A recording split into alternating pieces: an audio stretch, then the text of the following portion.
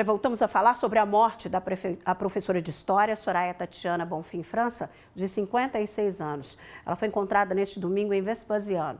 O enterro está marcado para daqui a pouco no Cemitério da Paz, aqui em Belo Horizonte. E quem está lá com as informações é o repórter Vinícius Araújo. Não chegou ninguém por enquanto ainda não, né, Vinícius?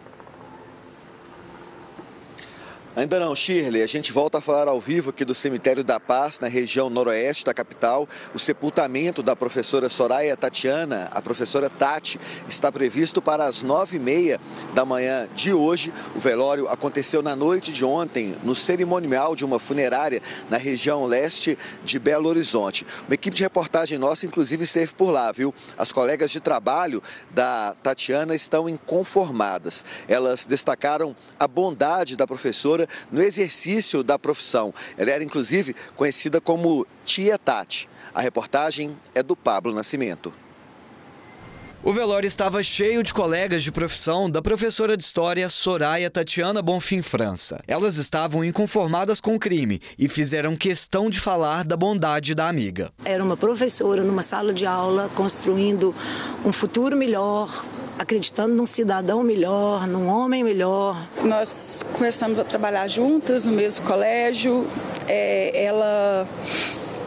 Ela foi uma pessoa de referência para mim, de uma inteligência, de uma capacidade muito grande, de uma competência muito grande, uma educadora nata, assim, e uma pessoa extremamente doce e que se relacionava bem com todos. Isso não é um clichê dizer isso, é de fato o que aconteceu, é de fato o que ela era e o que ela representava pra gente. Mais cedo, policiais civis estiveram na casa da professora de 56 anos, que foi vista pela última vez na sexta-feira pelo filho. Ele contou aos investigadores que viajou no fim de semana e, como não conseguiu falar com a mãe, entrou em contato com uma vizinha. Me ligou no sábado cedo, pedindo para eu olhar para ver se eu conseguia ver do meu apartamento se o carro dela estava na garagem, porque ele não estava conseguindo contato com ela. Eu olhei, o carro dela estava lá, eu ainda estava ao telefone com ele, falei, vou descer, vou bater na janela dela para ver se ela me atende. Só que não tivemos êxito, não conseguimos nenhum sucesso com relação a isso. Eu chamei, bati o interfone na casa dela, ela não me atendeu. Toquei campainha, bati na porta, bati na janela e ela não atendeu. O corpo de Soraya foi encontrado no último domingo com sinais de violência embaixo de uma ponte na cidade de Vespasiano, na Grande BH. Neste momento, a polícia trata o caso como feminicídio, mas a morte da professora ainda é um mistério. Por enquanto, não há informações sobre suspeitos ou sobre a motivação do crime. O Colégio Santa Marcelina, onde Tati deu aulas por 8 anos, publicou uma nota de luto assim que a morte foi confirmada. E essa comoção vem sempre com uma confirmação muito grande das marcas que ela deixou na vida desses alunos. Segundo amigos, Soraya era uma pessoa discreta e não tinha desavenças. Trata-se de um crime que a gente sabe e a gente precisa caracterizar como feminicídio. Que ela morreu por ter nascido mulher. Não importa qualquer circunstância, foi isso que nos está engasgado e que está muito pesado para a gente nesse momento. É isso, vamos fazer o passo a passo da professora Tati para o pessoal de casa entender a cronologia desse caso. Na sexta-feira, ela esteve com o filho pela última vez, por volta de 8 horas da noite. Esse homem de 32 anos chegou na casa da família, no bairro Santa Amélia, informou para a mãe que faria uma viagem de fim de semana com os amigos, iria para a Serra do Cipó, fica aqui bem pertinho de Belo Horizonte, na região metropolitana.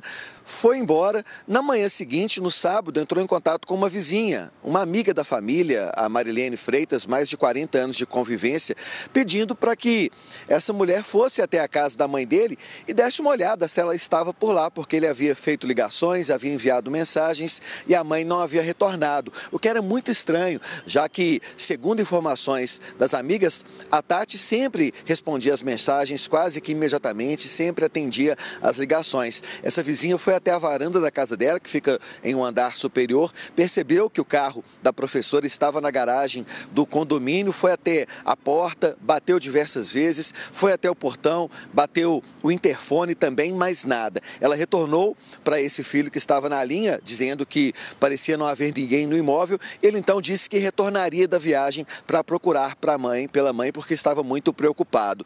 Ele chegou a chamar um chaveiro que encontrou com essa vizinha lá no condomínio. Eles abriram a porta do apartamento da Tati. Lá dentro, nada de anormal, nada mexido.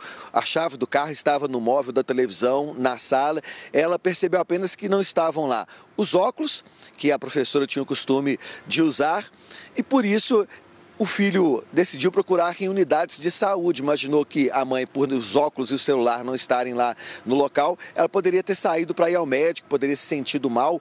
A Tati tinha tirado a vesícula há pouco tempo e, segundo a própria Marilene, sempre que comia alguma coisa com gordura, por exemplo, se sentia muito mal e recorrentemente ia a uma unidade de saúde ali próximo, na Avenida Pedro I. Eles foram até essa unidade, ela não havia dado entrada lá, pesquisaram em outras unidades da rede particular, também não viram que ela havia procurado nenhum médico, nenhum tratamento, começaram a ficar mais preocupados ainda, procuraram uma base móvel da Polícia Militar em uma praça e fizeram um registro de pessoa desaparecida. Foi no domingo já, após mais de 24 horas de drama, de desespero, de aflição, de uma corrente sendo feita nas redes sociais, inclusive com o engajamento de professores, colegas de trabalho da Tati, alunos também engajados nessa causa, buscando informações sobre o paradeiro dela. Já no final da tarde de domingo, esse jovem recebeu um telefonema da polícia informando que um corpo havia sido encontrado e que ele poderia ir ao Instituto Médico Legal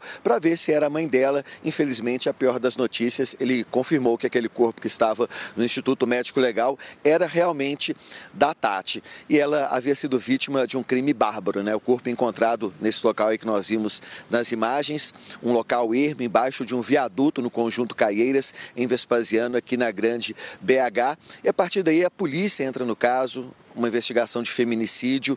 Eles querem descobrir como a Tati foi parar em Vespasiano, como ela saiu de casa, já que não há esse registro feito por câmeras de monitoramento instaladas ali na Rua Sul de Minas, no bairro Santa Amélia, onde fica a casa da família. E a gente segue acompanhando esses desdobramentos, Shirley, para tentar também entender a dinâmica deste crime. Como ela saiu de casa, com quem ela saiu de casa, por que ela não voltou, o que teria acontecido nesse meio tempo e qual seria a motivação para alguém fazer isso com uma pessoa que, segundo aquelas mais próximas, era uma pessoa sempre com um sorriso no rosto, sempre alegre, sempre dedicada, responsável, sem inimizades, enfim, uma pessoa querida por todo o ciclo de convivência dela e que acaba perdendo a vida de maneira tão brutal como nesse caso da professora Tatiana.